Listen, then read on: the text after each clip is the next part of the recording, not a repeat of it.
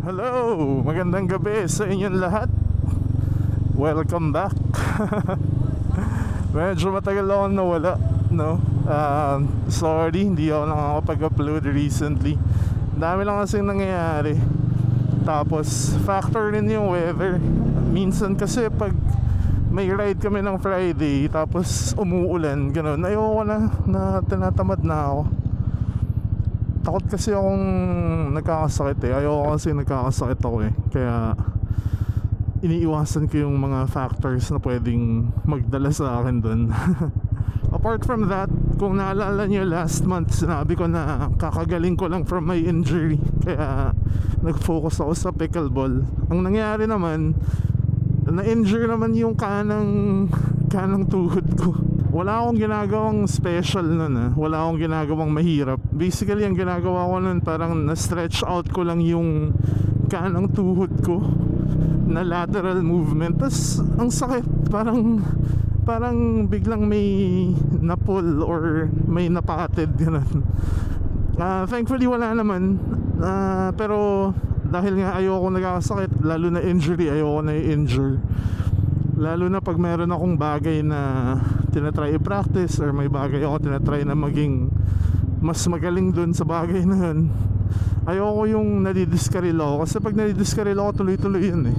Kaya naging factor rin yun. Naging malaking factor yung injury ko, dahil nga wala akong gana gumawa ng mga ibang mga bagay. Hindi naman ako na-depress ng todo-todo, pero naka-apekto yun sa mental health ko kahit papano. Ever since high school kasi ako, mahilig na talaga ako sa sports. Varsity ako ng track and field dati. Tapos, alam mo yun, tuwing na-injure ako, ang sakit sa puso. Kasi nafe-feel mo talaga mafe-feel mo yung setback sa sarili mo. Parang yun, nung time na na-injure yung kanang tuhod ko naman, ang feeling ko lang, sama ng pakiramdam ko. Kasi nafe-feel kong mas natututo na ako nafe-feel kong mas gumagaling na ako. Sabay nung na-injure ako na ganun, parang nakadismaya.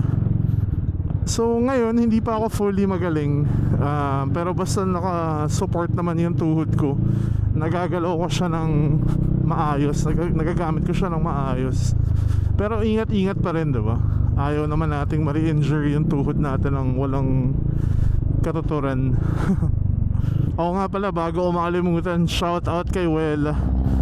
Gaya ng sabi ko, wala akong ibang shout out na taga Malabon. Ikaw lang si shout out ko na taga Malabon sa video na to. Sorry last time. And shout out rin sa Tan family, kay Pao, kay Trish, kay Santino. Shout out sa inyo, nanonood pala kayo ng vlog ko. Actually, Santino, hindi ko lang ako nanonood, pero si Trish nagsabi sa akin hello, kamusta? Okay ang pamilya na yan, nagpe-pickleball sila together. Tapos wala lang, mas nakakalakas ng bond yun. Lalo na kasama yung anak mo nagpe-pickleball, diba? Parang may extra bonding yun with the parents, ganyan. Galing, it's nice to see. Very good people. Si Santino, promising yan. Galing yung batang yan. Pagpatuloy mo lang yan, Santino. Good job ka dyan sa pickleball. Suportahan kita sa mga pangarap mo. Hindi ko alam kung saan kami pupunta ngayon, pero pupunta ako sa Isawan. Kikitain ko si Lloyd, si Rafi, tsaka si Captain JC Rage. Welcome back, Cap. Tagal ko na rin hindi nakasama si Cap sa mga rides. Napakagaling na piloto niyan si Cap. Recently, mas okay naman na yung mental health ko. Nakakalaro ako ng maayos. Nagagalaw ko yung tuhod ko nang walang problema. Well, for the past few weeks naman, yun yung case. Nag-start ulit ako maglaro 2 weeks ago Tapos, grabe yan. Ang hirap gumalaw. ang hirap lahat bigla. Kasi siguro nag-fall off rin ako sa diet, sa workout, ganyan. Kaya parang nag-reset talaga yung katawan ko. Lalo na yung pickleball skills, ang dali mo purol nun. Pag hindi mo nagamit talaga yun, lalo na yung bilis ng kamay mo sa pickleball, ang daling mapurol nung skill na yun. Uy, dito na sila. Yun, boys. Ayan si Cap JC Rage. tatago na bumili ng Vespa. Bigay. Bigay yan. Binigay nga, binigay. Kapalit ng pera nga.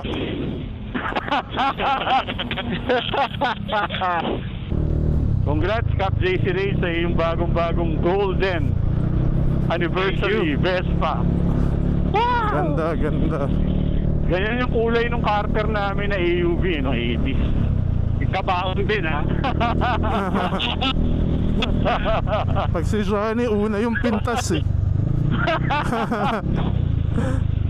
Jet, Oh. nakapasok kayo? Jet, Oo. sabi mo muna sa St. Bridget, mag-connect si Nick. Oh, bakit hindi na ako connect? Restart. Sige. St. Bridget. Yup. Sipain eh.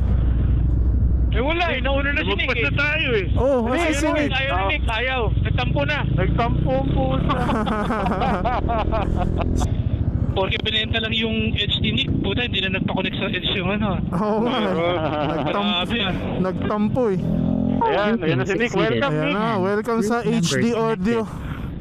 Grabe, makabili na nga ng Edge bukas. Ang ganda oh. Second generation mesh ah. Nick, okay Oo. ka na? Nawala, kanina connected eh. Linaw oh. Napakalinaw nga ah. Iba talaga yun. Nag-iiwan lang. Dapat lagi ka na lang kasama, Jet, para may edge kami. Oo, si Kino lang kasi. Lakas mong babae. Ano ba yan? Ayos sa pasada. Si Kino, welcome nyo na ulit. Welcome, Kino. Salamat. Nag-cancel lang yung babae niyan eh. Grabe ka, Jet eh. Kayo, hindi kayo nagyaya eh.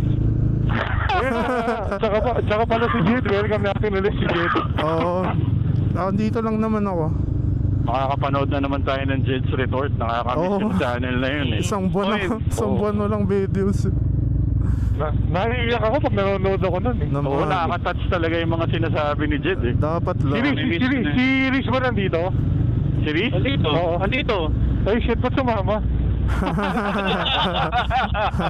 Thank you. Riz, ayaw mo magpahinga? Masarap din magpahinga pag Friday night. Humataw-hataw sa si Lloydie sa NLEX. Humataw sa NLEX. Anong top speed? 220? Oo, hanep pa. 220? Ano pa? Pagdating sa Cafe Beam, parang hindi mo lang pinawisan. Shout out sa Mrs. Malyala ko. Oo. Laking tawa ni Lloyd. Hindi kami magsasawang kaka-shoutout kay Mrs. Malyala. Oo. Sabi ko, hindi mga, Next sabi niya ulit. mga bolero daw kayo eh. Mga bolero kayo. Sana lahat ng misis katulad ni Mrs. Malyala. Oo nga, Kino, sana yung misis mo maging ganyan rin. Low battery. Grabe yung Vespa ni Cap oh. Kaya pala JDL shirt na dilaw, bagay na gold eh. Yes! Kulang na lang yung beige na sapatos ni Nick eh. Tatakbo na eh. Daming masikreto dito sa DJ DLS rides eh. Oo nga eh. Basta ako, motor lang sikreto ko. Si Kino. Yun. Dana si Dana. Wala sa cardo eh. Bigyan mong cardo. Sarado eh. Sarado. Oo, sarado lahat. Nagkalugian na. Ayun oh, yung burnt wala na. Nag-impake na yung burnt. Oo, wala na. Sarado natin na buhay. Parilya. Ah, pwede. Parilya. Oo nga. O, sige. Gusto nyo, ano? Kambal inasal. Saan yun? Project 6. Layo naman na dyan. O, tara, Parilya na lang. Una na kayo. Ayun o, Inasal Republic. Ayan, tara. Tarayin natin yan. Ano ba tayo last time, Rasi? Oo, yung pinuntahan natin nung lunch. Sana. Marami kami, mga 12. 12. Ha? Hindi. Event. May event. Ayan na. Ito na. Ito na yun, ano? Yan. May harang eh. Wala. Ay. Hindi, may harang.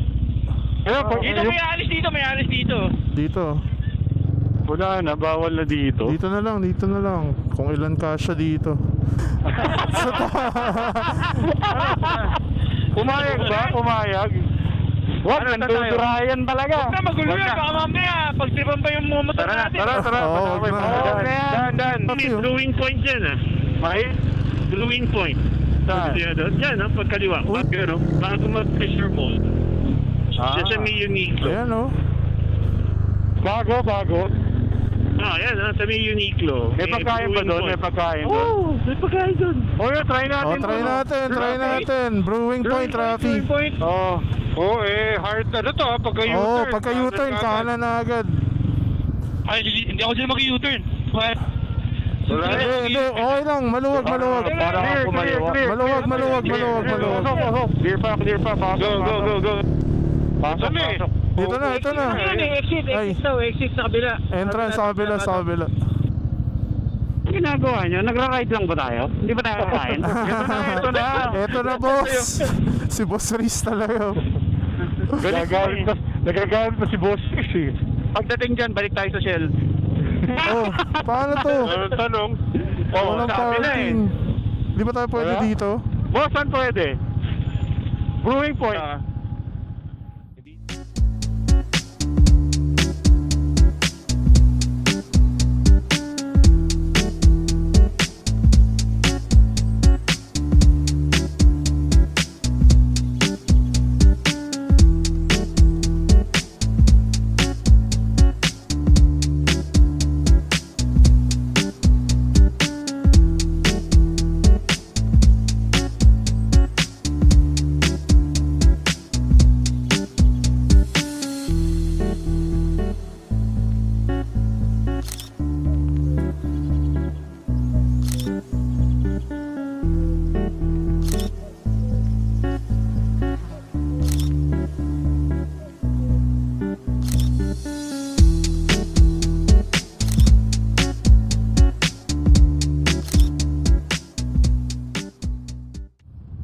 Go. Dino ba? Dino, saan tayo dadaan? Tama na. Same old route. Commonwealth boys, pa-U-turn na kami dito. Oo, dyan lang yun. Pwesto. Gawing kaliwa na. Ba't dumiretso rin si Gab? Sa pauwi yun? BGC. Skyway. Vespa. Vespa eh. Ganda nung top box ni Johnny, kahit gabi. Approve yung top. Salamat na yan. Hindi ko, mag-circle sila. Pinot, doon natin tayo. Ako mag-circle rin ako para may rider.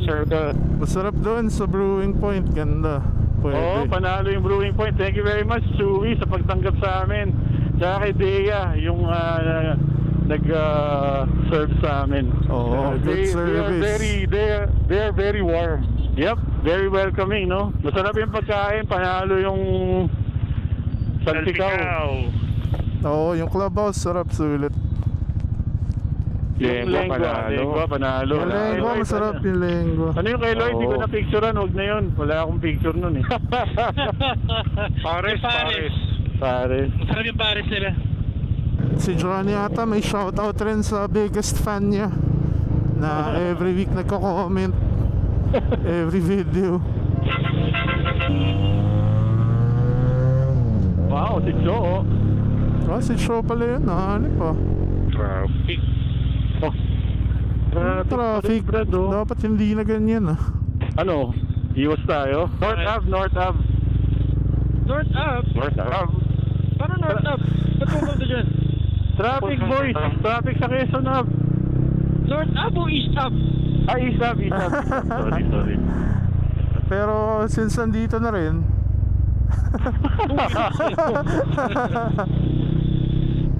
Kaya ka, Johnny. Hindi. Sa sponsor mo kami dinadala. East Ave nga bro. East Ave tayo.